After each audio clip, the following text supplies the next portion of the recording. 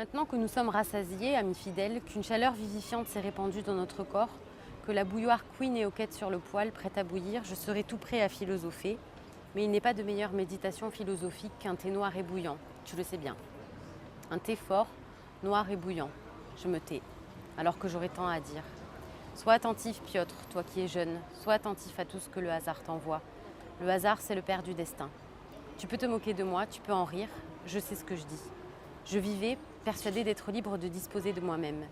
Des événements en apparence complètement fortuits se déroulaient autour de moi.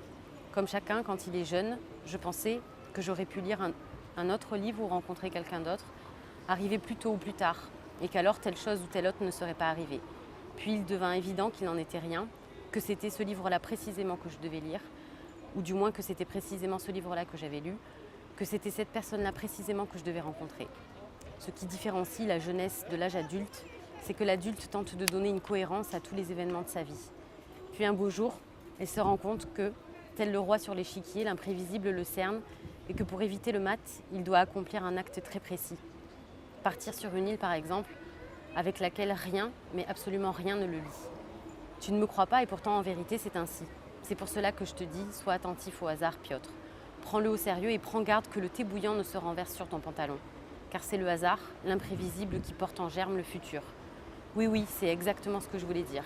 Plus ton pantalon sera épais, plus durable et plus insoutenable sera la brûlure de l'eau bouillante sur ta jambe.